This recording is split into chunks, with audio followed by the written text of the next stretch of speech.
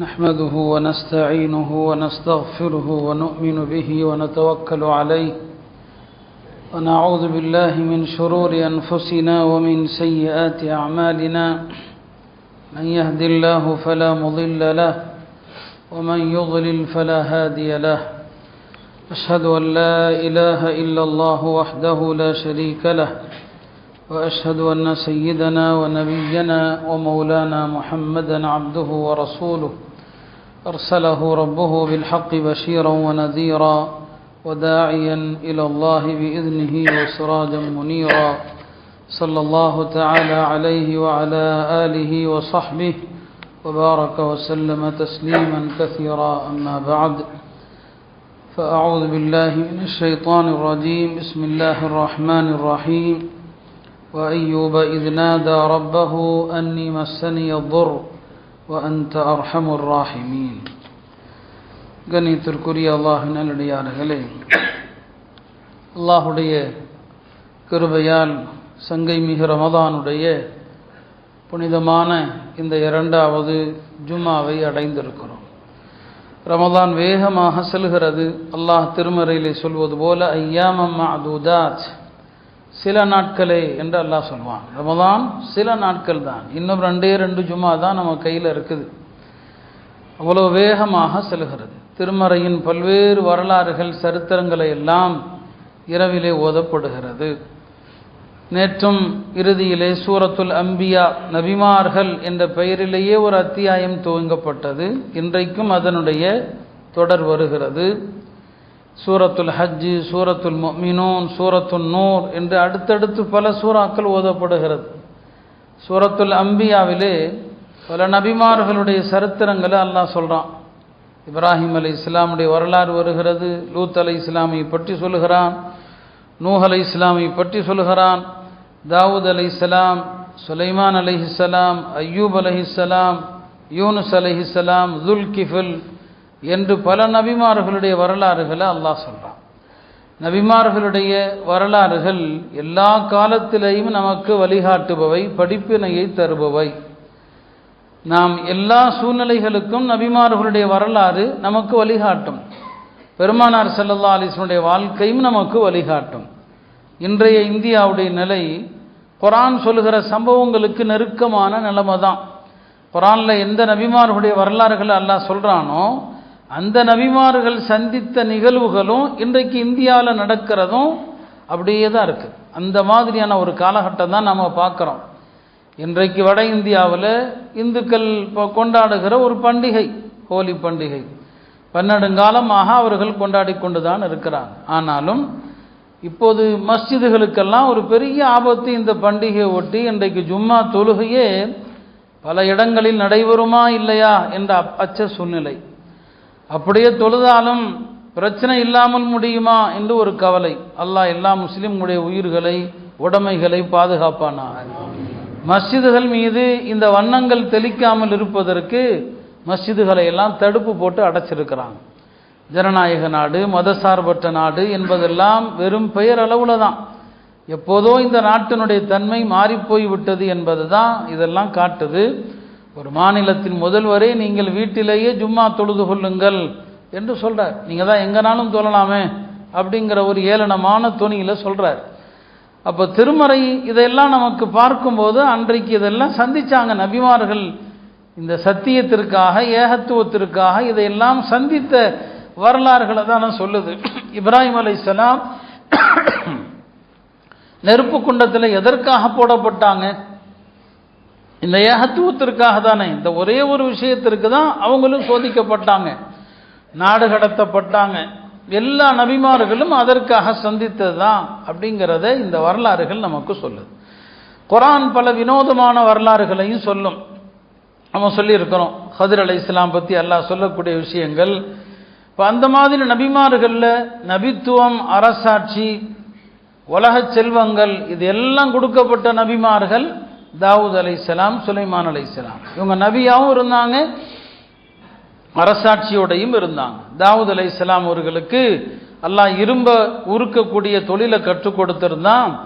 அவர்கள் இரும்ப வளைப்பதற்கு எந்த சம்மட்டியும் தேவையில்லை. அவங்க இரும்பை இப்படி இஷாரா செஞ்சாலே தன்னை போல வளைஞ்சிரும். இரும்பை எப்படி மாற்ற நினைக்கிறாங்களோ அப்படி இரும்பு வளைஞ்சிரும். அவங்களுக்கு அல்லாஹ் இனிமையான குரல் வளத்தை கொடுத்திருந்தான். அவர்களுடைய குரல் வளம் எவ்வளோ இனிமையானது. உலகத்தில் உள்ள படைப்புகள் எதுவுமே தாவூத் அலைஹிஸ்ஸலாமுடைய குரலுக்கு மயங்காத படைப்பினமே கிடையாது. அப்படி ஒரு குரல் வளம். அவர்கள் ஜபூர் வேதத்தை ஓத ஆரம்பித்தா காட்டு விலங்குகள் எல்லாம் அவர்கள் அருகில் வந்து ஒரு அடிமையை போன்று மண்டியிட்டு அமர்ந்திருக்கும். அப்படி ஒரு குரல். காற்று அவர்களோடு சேர்ந்து வேதத்தை ஓதும். பறவைகள் அவர்களோடு சேர்ந்து துதிக்கும். யுஸப்பிஹ்ன என்று அல்லாஹ் சொல்றான். பறவைகளை அவருக்கு நாம் வசப்படுத்தி கொடுத்தோம், எல்லாம் சேர்ந்து அவங்களோடு துதிக்கும். இதெல்லாமே அவங்களுக்கு அல்லாஹ் இப்படி ஒரு அதிசயத்தை அற்புதத்தை கொடுத்திருந்தான். அவங்களுக்கு அருளப்பட்ட அந்த வேத வசனங்கள் ஜபூர், அதில் எவ்வளோ வசனம் இருந்துச்சு நமக்கு தெரியாது. அந்த மொத்த வேதத்தையும் அவங்க எவ்வளோ நேரத்தில் ஓதி முடிச்சிருவாங்கன்னா ஹதீஸ் வருது.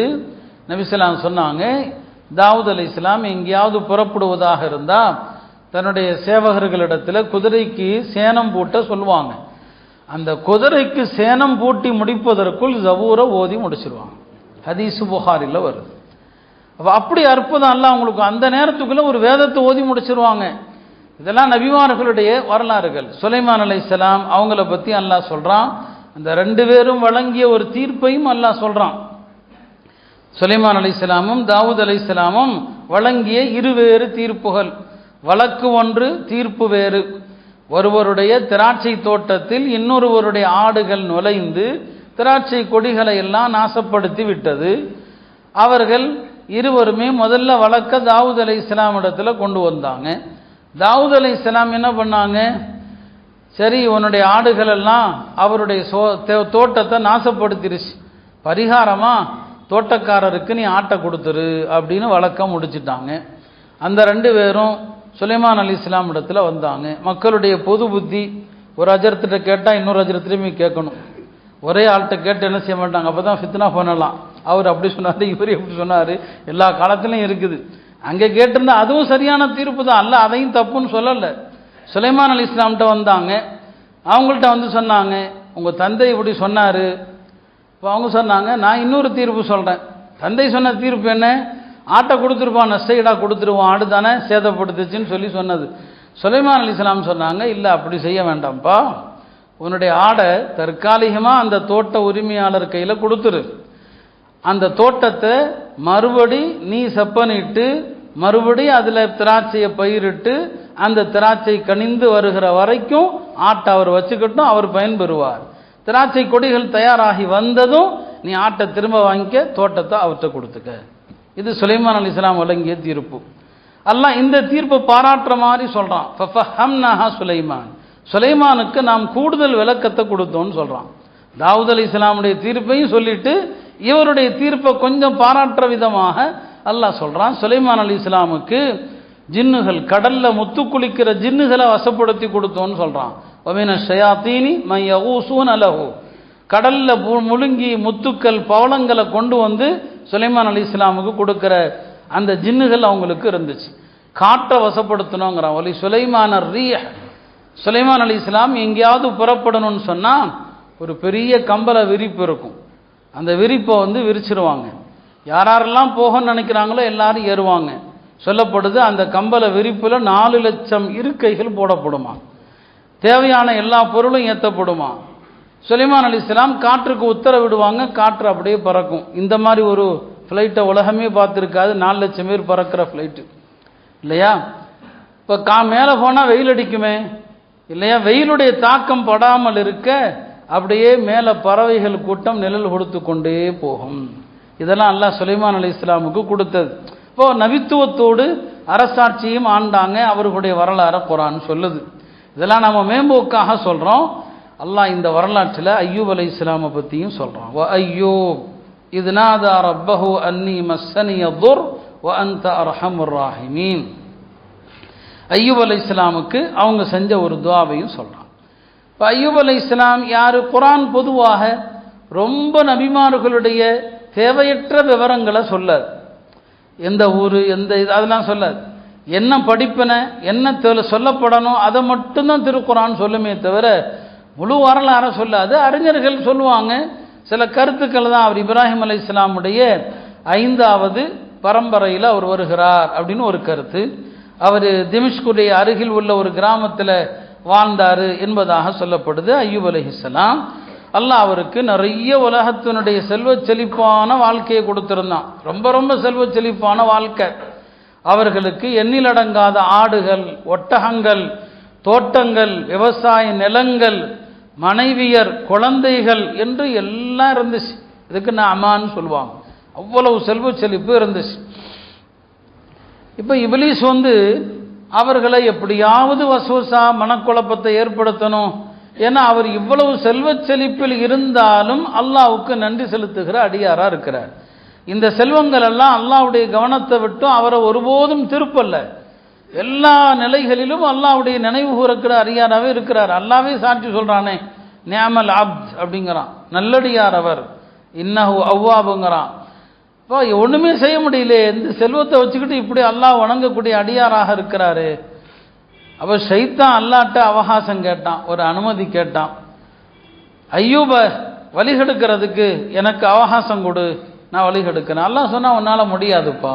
அல்லாஹ் ஏற்கனவே சொல்லியிருக்கிறான், இன்ன இபாதி லைஸலக்க அலைஹிம் சுல்தான், என் அடியார்கள் விஷயத்தில் உன்னுடைய எந்த பாச்சாவும் பலிக்காதுன்னு அல்லாஹ் சொல்லியிருக்கிறான். இருந்தாலும் இப்லீஸ் கேட்குறான், இல்லை இல்லை நான் இவரை வழிகெடுத்து காட்டுறேன். அல்லாஹ் சொன்னால் முடியாதுப்பா, அது உன்னால சாத்தியம் இல்லை.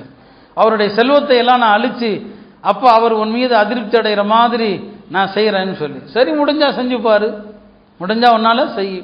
ஷைத்தான் என்ன பண்ணா, அல்லாஹ் கொடுத்தாது, ஷைத்தானுக்கு அதிகாரம் இல்லை, அல்லாஹ் கொடுத்த அனுமதி, சரி பண்ணிப்பாரு. அப்பயும் அவர் என்னுடைய அடியாராகத்தான் இருப்பார். அவருடைய தோட்டங்கள், விவசாய நிலங்கள் எல்லாம் எரிந்து கருகி போச்சு. இப்போ அய்யூப் அலைஹிஸ்ஸலாம்கிட்ட சொல்லப்பட்டது, எல்லாம் போயிடுச்சங்கன்னு சொல்லி. அவங்க சொன்னாங்க, இது அல்லாஹ் கொடுத்தது, இரவலாக அல்லாஹ் கொடுத்தான், அவனையும் எடுத்துக்கிட்டான். அதனால என்ன, அல்லாஹ்வை பற்றி அவர் என்ன செய்யல, புலம்பல்ல, அந்த சாதாரணமாக எடுத்துக்கிட்டார். இப்போ இப்லீஸ் தோல்வி அடைஞ்சிட்டான். இப்போ அல்லாஹ் கேட்டான், பார்த்தியா அவர் எல்லா நிலையிலும் என்னுடைய அடியார் தான், நீ என்ன செஞ்சாலும் அவரை ஒன்றும் செய்ய முடியாது. இப்போ அவன் மறுபடியும் கேட்குறான், அவருடைய குழந்தைகள், நிறைய மனைவிமார்கள், அவங்கள எல்லாம் நான் அழிக்கிறேன், அதுக்கப்புறம் அவர் மாறிடலாம்னு சொல்லி. சரி செஞ்சுப்பாரு. அப்போ அவருடைய எல்லா பிள்ளைகளும் மொத்தா போயிட்டாங்க. ஒரு வீடு இடிஞ்சது, எல்லாம் மொத்தா போயிட்டாங்க. எல்லா மனைவிமாரும் மொத்தாயிட்டாங்க, ஒருத்தவங்களை தவிர. இப்பயும் என்ன செஞ்சாங்க, அவங்கள்ட்ட சொல்லப்பட்டது, அவங்க சொன்னாங்க, எல்லாருமே அல்லாஹ்வுக்காக தான் இருக்கிறோம், எல்லாமே அல்லாஹ்விடம் தான் திரும்ப போகிறோம். அதுவும் அவங்கள ஒன்றுமே செய்யலை, ஒரே நிலையில தான் இருக்கிறாங்க. இப்போ இப்லீஸ் அல்லாஹ்ட்ட சொன்னா, 3வது ஒரு வாய்ப்பை கொடு, அவருடைய உடலை நான் தீண்டி அவருக்கு நான் துன்பத்தை கொடுத்து அவரை வழிகெடுக்கிறேன்னு சொல்லி. அதான் மஸ்ஸனிய ஷைத்தானு பினுஸ்பின் வ அதாப். அல்லாஹ் சொன்னா சரி செஞ்சு பாரு. ஷைத்தான் அவருடைய உடல்ல நோயை கொடுத்தான். நோய் கொஞ்சம் கொஞ்சமாக அதிகமாகுது. இல்லைங்களா? இப்போ எல்லாமே போயிடுச்சு. இல்லைங்களா? செல்வங்கள் அழிந்து விட்டது, குடும்பத்தினர் எல்லாம் இறந்து போயிட்டாங்க, ஒரு மனைவியை தவிர எல்லாம் போயிடுச்சு. உடலும் இப்போ நோய்வாய்ப்பட்டிருக்குது. நோய் அதிகமாகும் போது கொஞ்சம் கொஞ்சமாக அதிகமாகுது. ஆரம்பத்தில் சுற்றி இருந்தவங்க நினச்சாங்க ஏதோ சின்ன நோய் குணமாயிடும், சரியாயிடுவாருன்னு சொல்லி. ஆனால் அவருடைய நோய் குணமாகாததை பார்த்து மக்கள் எல்லாம் அவரை விட்டு விலக ஆரம்பித்தாங்க. சந்திக்க வர்றவங்களும் நிறுத்திட்டாங்க. எங்கே இவரை போய் பார்த்து நமக்கும் நோய் தொற்றி விடலான்னு சொல்லி எல்லாரும் நிறுத்திட்டாங்க. இப்போ மக்கள் எல்லாம் அவரை தனிமைப்படுத்துகிறாங்க. இது 4வது சோதனை. அடுத்தடுத்து என்னங்க சோதனை, எல்லாரும் விட்டுட்டு போயிட்டாங்க, அவங்களுடைய அந்த மனைவியை தவிர. அவங்களுடைய மனைவி, இப்படிப்பட்ட மனைவி தான் இருக்கணும் இல்லையா? அதனால தான் திருமணத்தின் போது யாரை நமக்கு ஜோடியாக தேர்ந்தெடுக்கிறோம் என்பதை யோசிக்கணும். சொல்லுவாங்க, ஒரு மனிதன் உன்னை நேசிக்கிறான்னு சொன்னால் எதுக்காக நேசிக்கிறான்னு பார்க்கணும். அவன் எதுக்காண்டி உன்னை நேசிக்கிறானோ அது உன்னை விட்டும் போய்விட்டால் உன்னை வெறுக்க ஆரம்பிச்சிருவான். உங்களை நேசிக்கிறது காசுக்காகனா அந்த காசு போயிட்டா வெறுக்க ஆரம்பிச்சிருவான். பதவிக்காகனா பதவி போயிட்டா வெறுக்க ஆரம்பிச்சிருவான். ஒரே ஒரு நேசம்தான் நீடிக்கிற நேசம், அது தீனுக்காக நேசிக்கிறது. அதனால தான் அல்லாஹ்வுக்காக நேசிக்கக்கூடிய நண்பர்கள் அல்லாஹ்வுடைய அர்ஷுடைய நிழலில் இருப்பாங்க. அல் முத்தஹாபூன ஃபில்லா, அல்லாஹ்வுக்காக நேசிக்கிற நேசம் இருக்கு இல்லையா, அந்த நேசம் நிலைத்திருக்கும். அவங்க 2 பேரும் நண்பர்களாக தான் இருப்பாங்க. என்ன ஆனாலும் அவர்கள் தங்களுடைய நட்பை விட மாட்டாங்க. இது கணவன் மனைவிக்கும் பொருந்தும். அதனால தான் நபி ஸல்லல்லாஹு அலைஹி வஸல்லம் சொன்னாங்க, ஒரு பெண் எதற்காகவெல்லாம் மனம் முடிக்கப்படுகிறாள்? துன்கஹுல் மர்அத்து லி அர்பஈன். உலகத்தார் 4 காரணங்களை முன்னிட்டு ஒரு பெண்ணை மனம் முடிக்கிறாங்க. சில பேர் லி மாலிஹா, காசுக்காக, காசு அழிஞ்சிரும். வ ஜமாலிஹா, அழகுக்காக, அழகு கொஞ்ச நாள்ல 2-3 பிள்ளை பார்த்தா அழகு போயிடும். வ ஹஸபிஹா, சில பேர் குடும்ப பாரம்பரியம், குடும்ப பாரம்பரியத்திற்கு அல்லாட்ட மதிப்பே இல்லை. ஒலி தீனிஹா, மார்க்கத்திற்காக மனம் முடிப்பவர்களும் இருக்கிறாங்க. இறுதியில் சொல்லுவாங்க ஃபத்ஃபர் பிதாத்தித் தீன், மார்க்கப்பட்டுள்ள பெண்ணை மனம் முடித்து நீ வெற்றி அடைந்துகொள். அப்ப இந்த மனைவி அப்படிப்பட்ட ஒரு மனைவி. எல்லாரும் கணவனை விட்டு போயிட்டாங்க, கணவனிடத்துல எதுவுமே இல்லை.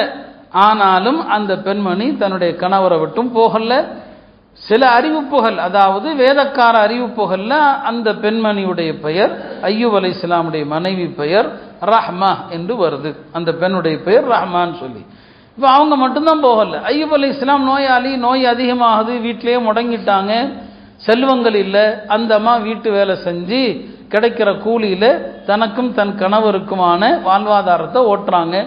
அப்போ ஒரு பெண்மணி தேவை ஏற்பட்டா சம்பாதிக்கலாம். உலமாக்கள் குர்ஆனுடைய வசனங்களிலிருந்து மார்க்க சட்டத்தையும் சொல்லுவாங்க. இப்போ பெண் சம்பாதிக்கலாமா? தேவை ஏற்பட்டால் மார்க்க வரம்புகளை மீறாமல் ஒரு பெண்மணி சம்பாதிக்கலாம்.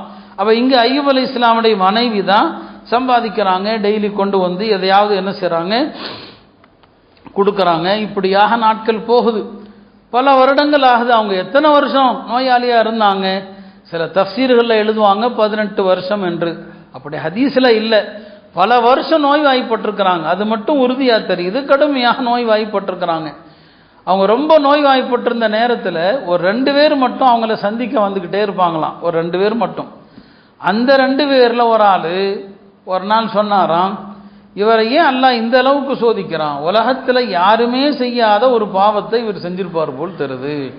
யாரும் செய்யாத ஒரு பாவத்தை இவர் செஞ்சிருக்கணும், அதனால தான் அல்லாஹ் இவரை இப்படி சோதிக்கிறான்னு சொல்லி ஒருத்தர் சொல்லிட்டார். இன்னொருத்தரால் தாங்க முடியல. அதை அய்யூப் அலைஹிஸ்ஸலாம்கிட்ட போய் சொல்கிறாங்க, இவர் அப்படி சொல்கிறாரு. இப்போ அய்யூப் அலைஹிஸ்ஸலாம் சொன்னாங்க, இங்கே பாருப்பா, அவர் எந்த அர்த்தத்தில் சொல்கிறாருன்னு எனக்கு தெரியல. அல்லாஹ்வுடைய கண்ணியம் ஏன் உள்ளத்தில் எப்படி இருக்கு தெரியுமா? என்ன போய் அவர் பாவம் செஞ்சதா சொல்கிறாரு. அல்லாஹ்வுடைய திருநாமத்தின் கண்ணியம் ஏன் உள்ளத்தில் எப்படி இருக்கு தெரியுமான்னு சொல்லி சொன்னார். ஒரு நாள் நான் ஒரு கடை வீதிக்கு போனேன். அங்கே ஒரு 2 பேர் கொடுக்கல் வாங்கலில் 2 பேருமே ஏதோ ஒரு பிரச்சனையில் 2 பேருமே அல்லாஹ் மீது சத்தியம் பண்ணுறான். 2 பேரும் சத்தியம் பண்ணுனா யாரோ ஒருத்தன் பொய்யன்னு அர்த்தம். நான் அந்த இடத்த விட்டு வீட்டுக்கு வந்துட்டேன். வீட்டுக்கு வந்த பிறகு அல்லாஹ் மீது இப்படி பொய் சத்தியம் செய்வார்களா மக்கள் என்று எனக்கு நானே நடுங்கி பயந்தவனாக அவர்கள் செய்த சத்தியத்திற்கு நான் பரிகாரம் கொடுத்தேன், கஃபாரா கொடுத்தேன். ஒருத்தன் சத்தியம் செஞ்சா அது உண்மைக்கு மாற்றமா இருந்தா அதுக்கு பரிகாரம் இருக்குது.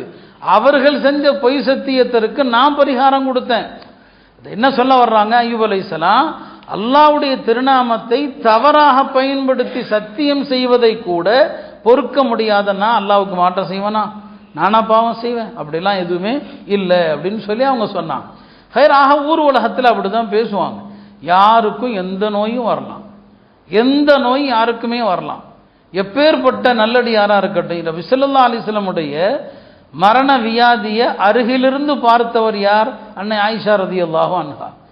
அன்னை ஆயிஷா சொல்லுவாங்க, பெருமானாருடைய மரண கஷ்டத்தை பார்த்த பிறகு இந்த உலகத்தில் யாரும் லேசா போகணும்னு, லேசா மரணிக்கணும் அப்படின்னு ஆசைப்படுறதையும் நான் விட்டுட்டேங்கிறான். நபி ஸல்லல்லாஹு அலைஹி வஸல்லம் மரண கஷ்டத்தை பார்த்த பிறகு லேசா மூத்தா போயிடட்டும் அப்படின்னு நம்ம சொல்கிறோமா இல்லையா? அப்படி ஆசைப்படுறதை நான் விட்டுட்டேங்கிறாங்க. இப்போ அல்லாஹ்வுடைய தூதரே இப்படி சிரமப்பட்டு மௌத்தானாங்கன்னு சொன்னால், ஒரு மனிதனுடைய மரண நேரத்தில் கஷ்டப்படுவது, மௌத்திற்கு முன்னால் சில நோய்கள் வருவது, இதெல்லாம் கெட்டவங்கிற அடையாளம் கிடையாது. ஆனால் மக்களுடைய பார்வை அப்படி இருக்குது, சரிங்களா? அதுக்காண்டி நோய் வராமல் மௌத்தாகிறவர்கள் கெட்டவர்களும் இல்லை. இந்த விஷயத்தில் நம்முடைய பார்வையை மாற்றணும். அல்லாஹ் சிலருடைய அந்தஸ்தை உயர்த்துவதற்கு நோய்களையும் கொடுப்பான். இப்போ அய்யூப் அலைஹிஸ்ஸலாம் சொன்னாங்க, நான் எந்த பாவமும் எனக்கு தெரிஞ்சு செய்யலப்பா, அல்லாஹ்வுடைய திருநாமத்தை நான் போற்றக்கூடியவன் என்பதற்கு இந்த விஷயத்தை சொன்னாங்க. ஹைர், இப்படியாக காலங்கள் ஓடுது. ஒரு கட்டத்தில் இந்த அம்மா வீட்டு வேலை செஞ்சு தானே அவங்க மனைவி தானும் கணவரும் சாப்பிட்டாங்க. எல்லாரும் வீட்டுக்கு வர வேணான்ட்டாங்க. ஏன்னா அவருடைய நோய் இந்த அம்மாவுக்கு வந்து நமக்கெல்லாம் வந்துச்சுன்னா என்ன செய்யறது? அதனால வேலையை விட்டு எல்லாருமே நிறுத்திட்டாங்க. என்ன செய்கிறது, அதுவும் போயிடுச்சு, அதுவும் நின்றுடுச்சு. இப்போ ரொம்ப வருத்தத்தோடு என்ன செய்கிறாங்க, வர்றாங்க வீட்டுக்கு. வர்ற வழியில் இப்லீஸு ஒரு மருத்துவருடைய தோற்றத்தில் வர்றான். இப்லீஸு ஒரு மருத்துவர், டாக்டர் மாதிரி வர்றான். வந்து சொல்கிறான், உன் கணவருடைய நோயை நான் குணப்படுத்துகிறேன், காசெல்லாம் தர வேண்டாம், உன் கணவர் வந்து என் பெயரை சொல்லி இவர் தான் எனக்கு குணப்படுத்தினார் அப்படின்னு ஒரு வார்த்தை சொல்லட்டும், உன் கணவருக்கு நான் ட்ரீட்மெண்ட் பண்ணுறேன்னு சொல்லி. அவங்களும் வந்தாங்க. ஐயூப் அலைஹிஸ்ஸலாம்கிட்ட வந்து, வழியில் நான் ஒருத்தரை பார்த்தேன், அவர் ஒரு டாக்டரு, அவர் உங்களுக்கு வைத்தியம் செய்கிறதா சொல்கிறாரு, செஞ்சால் உங்களுக்கு குணமாயிடும், காசெல்லாம் வேணாம், அவரால் சிவா கிடச்சிது நீங்கள் சொன்னால் போதும்னு சொல்லி. நபிமார்களுக்கு தெரிஞ்சிடும் இது யார். சொன்னாங்க, இது வந்தது உண்மையான மருத்துவர் இல்லை, இப்லீஸ் வந்திருக்கிறான். அல்லாஹ் தான் எனக்கு ஷிஃபாவை கொடுப்பானே தவிர, அல்லாஹ்வை தவிர யாரும் ஷிஃபாவை கொடுப்பார்கள் என்று நான் ஒருபோதும் சொல்ல மாட்டேன், நீ எப்படி அவன்கிட்ட பேசலான்னு சொல்லி ஒரு சத்தியம் பண்ணிட்டாங்க. அல்லாஹ் எனக்கு ஷிஃபாவை கொடுத்தா உன்னை 100 அடி குச்சிகளால் அடிப்பேன்னு சொல்லி சத்தியம் பண்ணிட்டாங்க. யாரா அந்த பெண்மணிங்க.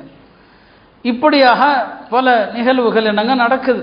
சரி, இப்படி தான் நீங்கள் அடுத்த வரையும் வைத்தியம் பார்க்க விடமாட்டிருக்கீங்க, நீங்கள் அல்லாட்ட கேட்கலாமே, உங்களுக்கு ஷிஃபாவை கேட்கலாமே. கேட்டால் அல்லாஹ் ஷிஃபாவை தரமாட்டானா என்ன?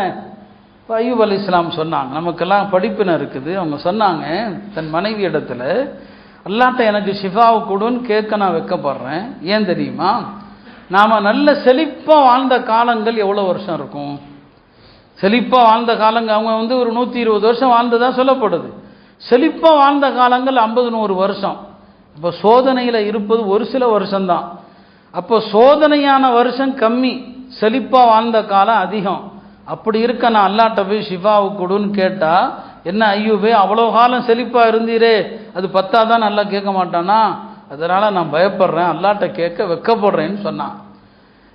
மனைவி வெளியே வந்துட்டாங்க. என்ன செய்கிறது, எதுவுமே இல்லை, எந்த வேலையும் கிடையாது, எப்படி இனி சாப்பிட்றது, கணவருக்கு என்ன செய்கிறது.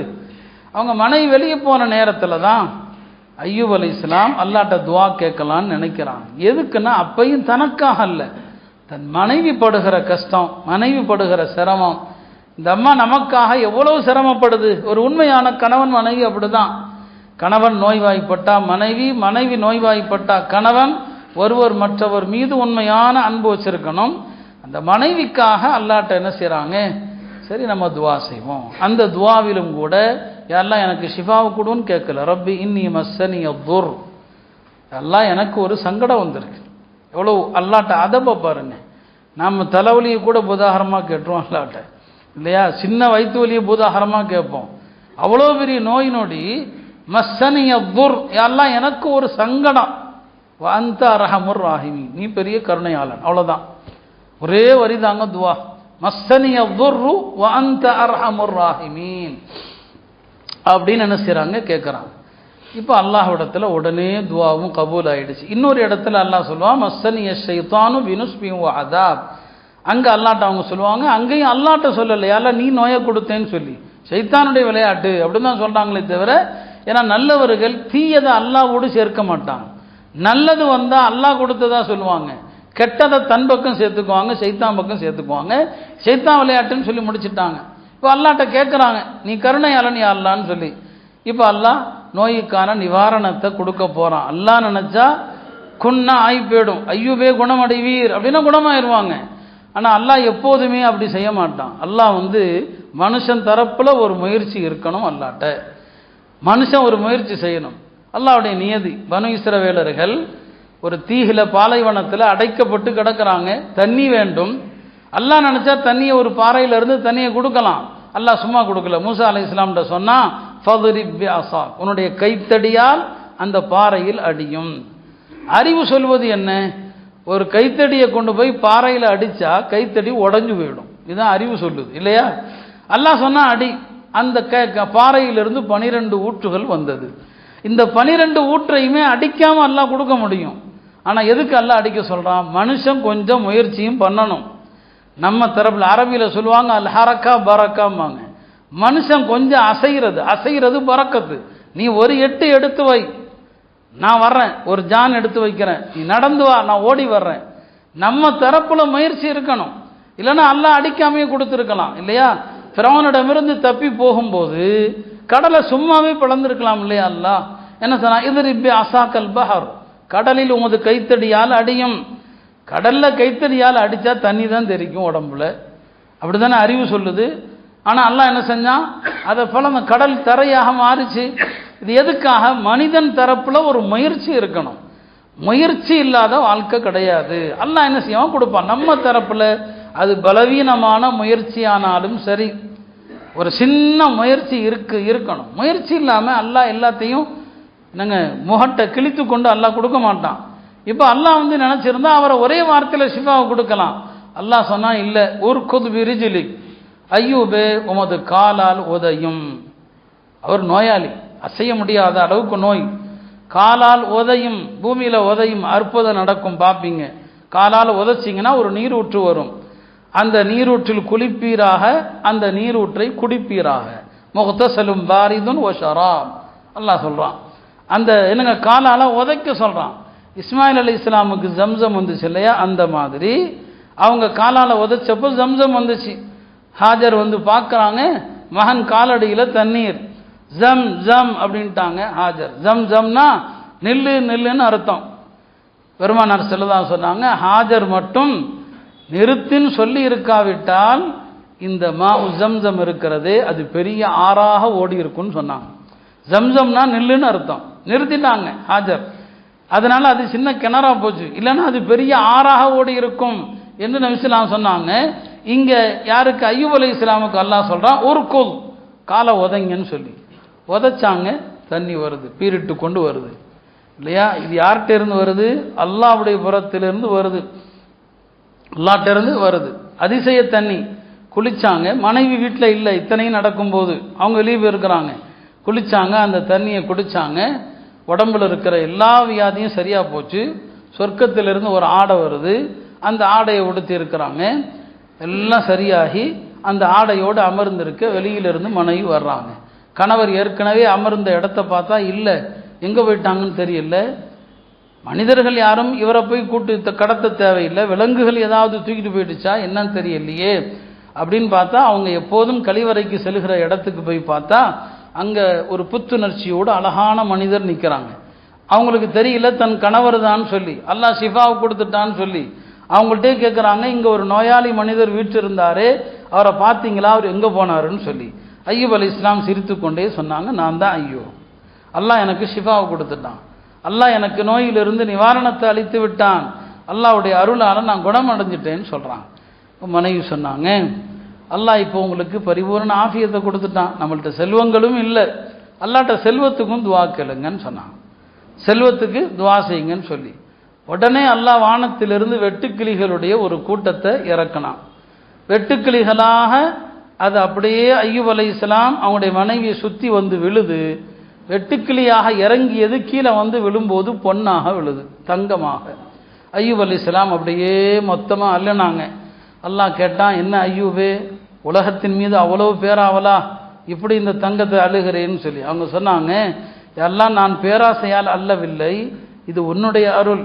லா கினா பி அன் ரஹ்மதிக், உன்னுடைய அருளை விட்டும் நான் தேவையற்றன அல்லவே. அல்லாஹ்ட்ட இருந்து எதெல்லாம் நேராக வருதோ அதையெல்லாம் மனுஷன் ஒரு பேராசையோடு எடுக்கணும். பெருமானார் ஸல்லல்லாஹு அலைஹி வஸல்லம் அவங்க மழை பெஞ்சா உடம்பு அப்படியே கொண்டு போய் நனப்பாங்க, சொல்லுவாங்க, ஹாதா ஹதீஸு அஹதிம் பிரப்பி, இது அல்லாஹ்ட்ட இருந்து நேரடியாக வருதுமா. அல்லாஹ்விடமிருந்து எதெல்லாம் நேரடியாக வருதோ அதன் மீது பேராசை கொள்ளலாம். இப்போ சொன்னாங்க அய்யூப் அலைஹிஸ்ஸலாம், இது உன்னுடைய ரஹமத்தின் மீது நான் தேவையற்றவன் அல்ல என்பதற்காக நான் இப்படி செய்கிறேன்னு சொன்னான். அல்லாஹ் தஆலா அவங்களுக்கு ஷிஃபாவையும் நிவாரணத்தையும் கொடுத்தான்.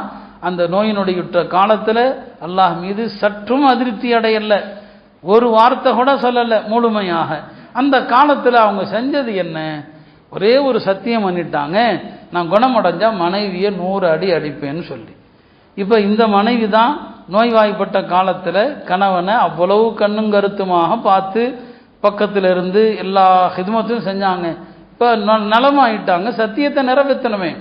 குர்ஆனில் சத்தியத்திற்கான சட்டங்களும் இருக்குது, சத்தியம் பண்ணிட்டாங்க. இப்போ மனைவியை 100 அடி அடிக்க மனம் இல்லை. அல்லாஹ் பெரிய கிருபையாளன், அல்லாஹ் ஒரு தந்திரத்தை சொல்லி கொடுத்தான். சில நேரங்களில் தந்திரங்கள் செய்யலாம். உலமாக்கள் அந்த தந்திரங்களுக்கான வழியையும் சொல்லுவாங்க. எல்லா தந்திரமும் இல்லை, ஹராம ஹலாலாக்க தந்திரங்கள் இல்லை, அப்படி புரிஞ்சிடக்கூடாது. தந்திரங்கள் இருக்குது. யூசுப் அலைஹிஸ்ஸலாம் அவங்களுடைய சரித்திரத்தில் வருது இல்லையா, தன் சகோதரன் புனியாமீனை கூட வச்சுக்கணும், அதுக்கு நாட்டில் இடம் இல்லை. அப்போ கூட வச்சுக்கணும்னா என்ன செய்யறது? புனியாமீனுடைய உணவு பட்டலத்தில் அரசருடைய அந்த பொன் கோவலை தூக்கி ஒழிச்சு வச்சுருவாங்க. ஒழிச்சு வச்சுட்டு தினங்க காணா போயிடுச்சு அப்படின்னு சொல்லுவாங்க. காணா போயிடுச்சுன்னா யாருங்க எடுத்தது? இவங்க தான், யூசுப் அலைஹிஸ்ஸலாமுடைய சகோதரர்கள் 11 பேர் வந்திருக்கிறாங்க. இப்போ நீங்கள் தான் எடுத்தீங்களா? அவங்களாம் சொல்கிறாங்க, நாங்கள்லாம் எடுக்கலை, நாங்கள் திருட வரல, பூமியில் குழப்பம் செய்ய வரல, நாங்களே தானியம் சாப்பாடு வாங்க வந்தோம், நாங்கள் எதுக்கு திருடுறோம்னு சொல்லி இப்போ யூசுப் அலைஹிஸ்ஸலாம் கேட்குற மாதிரி கேட்குறாங்க, உங்களில் யாராவது எடுத்திருந்தா என்ன தண்டனை? இப்போ அவங்க சொன்னாங்க, எடுத்திருந்தா யார் எடுத்தாரோ அவரை பிடிச்சி வச்சுக்கோங்க. அதுதான் யூசுப் அலைஹிஸ்ஸலாம் எதிர்பார்த்தது. எல்லாருடைய பையிலையும் பார்த்தாங்க, இல்லை, புன்யாமீனுடைய பையில பார்த்தா இருக்குது, அவரை பிடிச்சி தான் கூட வச்சுக்கிட்டான். இது என்ன? தந்திர ஹீலான்னு சொல்லுவாங்க. இப்போ அல்லாஹ் ஒரு ஹீலா சொல்லி கொடுத்தான். 100 குச்சியால் அடிப்பேன்னு அவர் சத்தியம் பண்ணியிருந்தார்.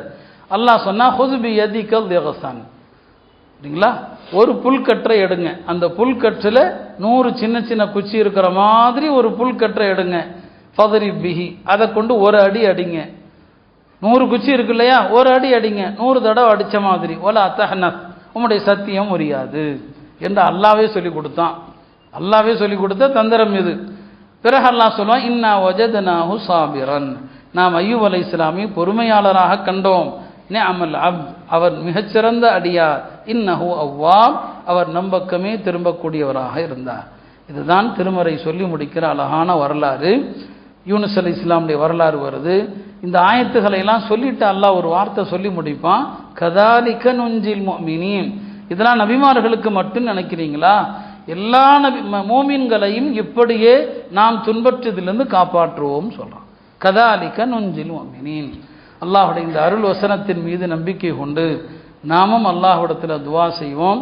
அய்யூப் அலைஹிஸ்ஸலாமுடைய சோதனையை நீக்கிய ரப்பே, இந்திய நாட்டில் நாங்களும் பெரும் துயரத்திற்குள்ளாக இருக்கிறோம். எங்களுடைய மார்க்கம் வழிபாடுகள் எல்லாமே பெரும் நெருக்கடிக்குள்ளாக இருக்கிறது.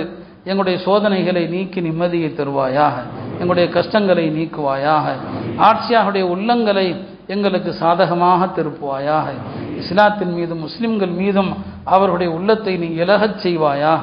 இந்த நாட்டு மக்களுக்கெல்லாம் தீனுல் இஸ்லாத்தின் பக்கம் வரக்கூடிய ஹிதாயத்தை தருவாயாக. குர்ஆனை கொண்டு படிப்பினை வெற்று அதன்படி நடக்கக்கூடிய நல்ல மக்களாக நம்மை ஆக்கியல்வானாக. நாமும் அல்லாஹுடைய விதி எதுவானாலும் அதை பொருந்தி கொண்டு அல்லாஹுடைய நல்லடியார்களாக ஆகுவோமாக. வ ஆகிரு தஅவானா அனில் ஹம்துலில்லாஹி ரப்பில் ஆலமீன்.